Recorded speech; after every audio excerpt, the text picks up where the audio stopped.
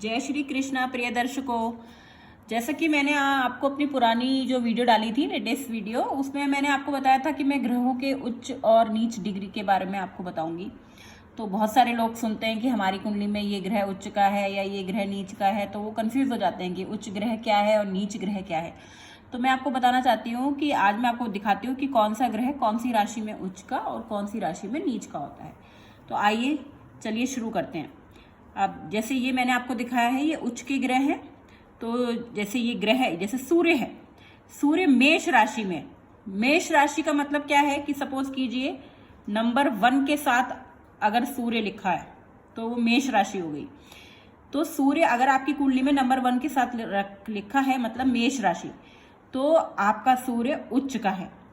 अब कई लोग बोलते हैं कि हमारा सूर्य उच्च का है, लेकिन ऐसा कुछ दिखता तो नहीं है, उसकी दशा में कुछ खास हमें फायदा तो नहीं हो रहा। तो इसकी एक चीज मैं आपको बता देती हूँ कि कोई भी ग्रह, मान लीजिए मेष राशि में सूर्य उच्च का होता है तो उसकी डिग्री बहुत इंपॉर्टेंट होती है। अब जैसे ये 10 अंश तक ही उच्च का होता है। सपोज कीजिए आपकी कुंडली में 1 नंबर के साथ सूर्य लिखा है, यानी कि मेष राशि का सूर्य है, तो अगर वो जैसे 5 degree, 7 degree, 8 degree, 9 degree, 10 degree तक अगर होगा तो ही वो उच्च का होगा। उससे ऊपर अगर वो जाएगा, मान लीजिए 17, 18, तो वो एक सामान्य ग्रह की तरह फल देता है। अब ठीक इसके अपोजिट सूर्य जो है तुला राशि में, तुला मतलब अगर सपोज कीजिए 7 नंबर के साथ अगर लिखा है सूर्य, तो ये तुला राशि होती है। तो तुला राशि में सूर्य नीच का हो जाता है। तो जैसा उच्च में मैंने आपको बताया कि 10 अंश तक ही उच्च का होता है, ऐसे ही तुला राशि में सूर्य 10 अंश तक ही नीच का फल देगा। उसके अलावा मतलब जैसे 7 डिग्री का है, 8 डिग्री का है, तो ही वो नीच का फल देगा तुला राशि में। लेकिन अगर वो उससे ज्यादा है, मान लीजिए कि 17, 18, तो वो एक सामान्य ग्रह का ही फल देगा। मतलब फिर वो आपको डरने की जरूरत नहीं है कि नीच का है तो अपनी दशा अंतर दशा में कहीं कुछ हमारा नुकसान ना कर दे, तो ऐसा नहीं होगा। आप डिग्री जो होती है वो बहुत इंपॉर्टेंट होती है कुंडली में, तो आप देख लीजिए। तो 7 नंबर मतलब 7 नंबर में जब सूर्य लिखा रहता है तुला राशि में, तो वो नीच का हो जाता है। कोई भी ग्रह, मान लीजिए जैसे सूर्य मेष राशि में उच्च का है ना, तो मेष के जब आप कुंडली बनाते हैं तो मेष के जस्ट अपोजिट नंबर जो होता है वो 7 नंबर आता है। मतलब ये समझ लीजिए कि कोई भी ग्रह जिस राशि में उच्च का होता है उसके जस्ट अपोजिट वाली राशि में वो नीच का होता है। ठीक है। अब मैं आपको बताती हूं, जैसे चंद्रमा है, चंद्रमा वृष राशि में, वृष राशि में चंद्रमा जो होता है वो उच्च का होता है। सपोज वृष राशि यानी कि अगर 2 नंबर के साथ चंद्रमा लिखा है तो आपका चंद्रमा उच्च का है, लेकिन वो उच्च का 3 अंश तक ही होगा। अगर वो उससे ज्यादा अंश में है तो वह एक सामान्य ग्रह का ही फल देगा। सेम चंद्रमा वृश्चिक राशि में, यानी कि अगर 8 नंबर के साथ अगर लिखा है तो आपका चंद्रमा नीच का है ना, और वो 3 अंश तक ही नीच का फल देगा। अगर उससे ज्यादा अंश का है, सपोज कीजिए वो 15 है, 16 है, तो एक सामान्य चंद्रमा की तरह फल देगा। नीच का चंद्रमा होने से क्या होता है, नीच का चंद्रमा होने से व्यक्ति में कॉन्फिडेंस की बहुत कमी रहती है, क्योंकि चंद्रमा मन का कारक है। ऐसी सूर्य जो है वो आत्मा का कारक है, पिता का कारक है। तो जो चंद्रमा 8 नंबर में अगर लिखा है तो वो कैसा हो जाएगा आपका नीच का, लेकिन कितने अंश तक, 3 अंश तक। मतलब जिस अंश तक कोई ग्रह उच्च का होता है उसी अंश तक वो नीच का होता है। लेकिन राशि जैसे चंद्रमा वृष राशि में उच्च का होता है, लेकिन चंद्रमा वृश्चिक राशि में नीच का होता है। लेकिन डिग्री 3 अंश तक ही होनी चाहिए। 3 अंश तक होगा तो उच्च राशि में है तो उच्च का फल देगा। 3 अंश तक अगर वृश्चिक राशि में है तो ही वो नीच का फल देगा, नहीं तो वो एक सामान्य ग्रह का फल देगा। अभी आते हैं मंगल पर। हम मंगल को जो है 28 अंश तक का ही बल दिया गया है। तो मंगल जो है मकर राशि, यानी कि अगर मंगल 10 नंबर के साथ अगर लिखा हुआ है तो आपका मंगल उच्च का है। मंगल जो होता है वो मतलब किसी भी पराक्रम का कारक माना जाता है मंगल को। मतलब कोई भी व्यक्ति अपने जीवन में कितना पराक्रमी होगा वो उसके मंगल से ही हम पता लगाते हैं। लेकिन अगर सपोज कीजिए आपका मंगल 10 नंबर के साथ लिखा है, तो अगर वो 28 अंश तक है तो ही वो उच्च का फल देगा। उसके बाद वो एक सामान्य ग्रह का, जैसे कि अगर 30 अंश तक तो वैसे भी ग्रह मृत हो जाते हैं। देखिए मृत और युवा अवस्थाएं जो अलग अलग ग्रहों की हैं वो मैं आपको उसके लिए बाद में एक वीडियो बनाऊंगी। अभी मैं आपको थोड़ा बेसिक समझा रही हूँ, क्योंकि बहुत डिटेल में बताने में कई लोगों के समझ में नहीं आता है। तो मंगल यानी कि अगर 10 नंबर के साथ मंगल ग्रह लिखा है, तुम समझ जाइए आपका मंगल उच्च का है। लेकिन उसकी डिग्री भी चेक कीजिए आप, अगर वो 28 डिग्री तक है तो ही वो उच्च का फल देगा। उसके बाद जो है वो एक सामान्य ग्रह का फल देता है। फिर उस ठीक है, अब आते हैं, अब जैसे मंगल अगर कर्क राशि में है, यानी कि अगर 4 नंबर के साथ मंगल लिखा है तो मंगल नीच का कहलाया जाता है। और इसमें भी डिग्री सेम है कि अगर मान लीजिए अगर आपका मंगल, कोई बोले आपका मंगल तो मतलब नीच का है, नीच राशि में बैठा है, लेकिन आप डरिए मत, आप उसकी डिग्री देखिए, 28 अंश तक है तो ही वो नीच का फल देगा, उसके बाद वो एक सामान्य ग्रह का फल देगा। सेम बुध अपने ही घर में यानी कि कन्या राशि में, यानी कि अगर 6 नंबर के साथ लिखा है तो वो उच्च का फल देगा। लेकिन डिग्री देख लीजिए, फिर मैंने आपको वही बोला कि 15 अंश तक अगर कन्या राशि में है तो वो एक उच्च का फल देगा, उसके बाद वो एक सामान्य ग्रह का फल देगा।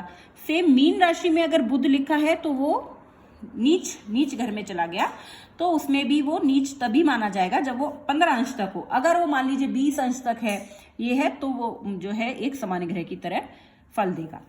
अब गुरु की बात करते हैं। गुरु जो है कर्क राशि में, यानी कि कर्क राशि का नंबर होता है 4, अगर गुरु 4 नंबर के साथ लिखा है तो मतलब आपका गुरु उच्च का है।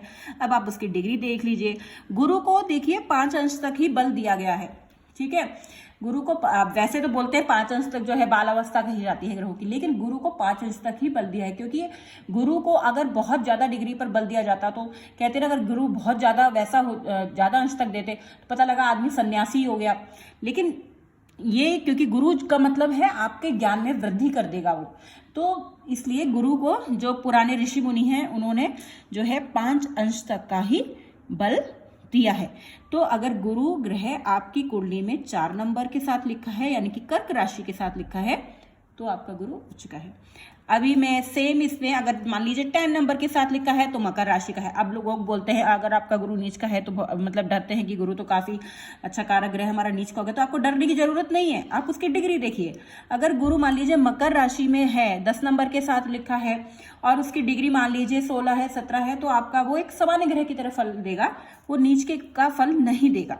तो मतलब बेसिकली आपको ये समझने की जरूरत है कि अगर आपका नीच का है तो आपको डरने की जरूरत नहीं है, आप उसकी डिग्री जरूर देखें।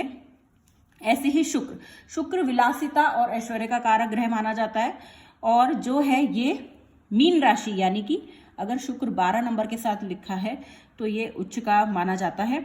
और क्या बोलते हैं, इसको 27 अंश तक का ही बल दिया गया है। और शुक्र अगर कन्या यानी कि 6 नंबर के साथ अगर लिखा है तो नीच का माना जाता है।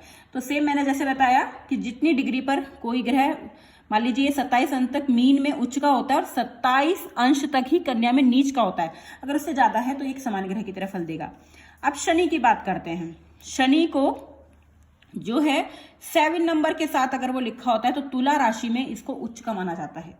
शनि जिसका उच्च का होता है, डिग्री वाइज भी अच्छी है, तो ऐसे लोग मतलब अपनी दशा अंतर दशा में काफी तरक्की करते हैं, स्पेशली अगर आप नौकरी में हैं तो काफी तरक्की करते हैं।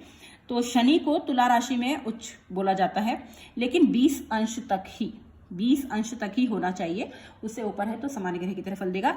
ऐसे ही उसके ठीक अपोजिट अगर आप देखते हैं तुला मेष राशि आती है, इनके 1 नंबर में शनि नीच का हो जाता है, और वही जैसे मैंने आपको बताया 20 अंश तक ही यह नीच का फल देगा। तो मतलब आपको डरने की जरूरत नहीं है कि मेरा ग्रह नीच का है तो पता नहीं मेरे दशा अंतर दशा में कहीं में मतलब मेरा कहीं धन का हानि ना हो जाए, ऐसे डरने की जरूरत नहीं है, आप डिग्री जरूर देखें। अब राहु में थोड़ा पुराने ऋषि मुनियों में अपवाद है, कोई इसको किसी राशि में उच्च का मानता है, कोई किसी में, लेकिन जनरली इसको मिथुन राशि में, ज्यादातर ऋषियों ने इसको मिथुन राशि में उच्च का बताया है। मिथुन बोले तो 3 नंबर के साथ अगर राहु रखा है तो राहु जो है वो उच्च का माना जाता है, और 15 अंश तक ही इसको उच्च का बल दिया गया है। मतलब सपोज कीजिए अगर राहु 3 नंबर में लिखा हुआ है और उसकी डिग्री मान लीजिए 11 है, 12 है, तो ये एकदम उच्च राहु का फल देगा। राहु जो होता है वो आपको मतलब शीघ्र काम करवाने वाला ग्रह माना जाता है। अगर वो आपकी कुंडली में अच्छा है तो आपको मतलब उसकी दशा अंतर दशा में एकदम से, जैसे बोलते हैं ना, अचानक से धन आ जाना, अचानक से अपने करियर में तरक्की करना, तो वो राहु करवाता है। अभी राहु इसका उल्टा, यानी कि धनु राशि, यानी कि 9 नंबर में अगर राहु लिखा है तो उसको नीच का मानते हैं। वही मैंने जैसे बोला 15 अंश तक नीच का फल देगा, उसके ज्यादा डिग्री होने पर वो एक सामान्य ग्रह का फल देगा। अभी केतु का कहते हैं, केतु का राहु से बिल्कुल उल्टा होता है। केतु जो है मतलब ये धनु राशि यानी कि 9 नंबर में अगर है तो केतु अगर 9 नंबर में है तो यह नीच का होगा, सॉरी उच्च का होगा और 15 अंश तक ही उच्च का फल देगा। केतु अगर मिथुन राशि यानी कि 3 नंबर में है तो 15 अंश तक ही नीच का फल देगा। तो आप समझ गए होंगे, ये मैंने सारे उच्च ग्रहों की बात बताई है, ये सारे नीच वाले ग्रह हैं। आप देख सकते हैं सूर्य मेष राशि में उच्च का होता है, सूर्य तुला राशि में नीच का होता है 10 अंश तक, दोनों में डिग्री सेम रहती है। चंद्रमा वृष राशि में उच्च का और वृश्चिक यानी कि 8 नंबर में नीच का, लेकिन 3 अंश तक, मतलब 3 अंश तक ही होना चाहिए। डिग्री उससे ज्यादा होती है तो वो एक सामान्य ग्रह की तरह कार्य करते हैं, ना तो फिर अगर उच्च है तो वो नॉर्मल, और उसकी डिग्री अगर उतनी नहीं है तो वो एक सामान्य ग्रह की तरह देगा फल। और नीच का भी है लेकिन डिग्री अगर उसकी मतलब मान लीजिए जैसे वृश्चिक राशि में चंद्रमा 3 अंश तक ही होता है, अगर उसकी डिग्री ज्यादा हो जाएगी तो एक नीच का फल नहीं देगा, सामान्य ग्रह का फल देगा। ठीक है, तो ये आपको समझ में आ गया। अब जैसे मैं आपको एक एग्जांपल देती हूँ, जैसे कि सपोज कीजिए ये मैंने एक बनाया टेवा, तो ये कौन से लग्न की कुंडली हुई, 2 नंबर से शुरू हो रही है, 2 नंबर वृष राशि होती है। तो अगर सपोज कीजिए यहाँ चंद्रमा लिखा हो, ठीक है, तो ये चंद्रमा आपका उच्च का हो गया। ठीक है, अगर यहाँ सूर्य लिखा हो तो मेष राशि का ये उच्च का हो गया। आप डिग्री जब चेक कर लीजिए, डिग्री में आपको बता चुकी हूँ।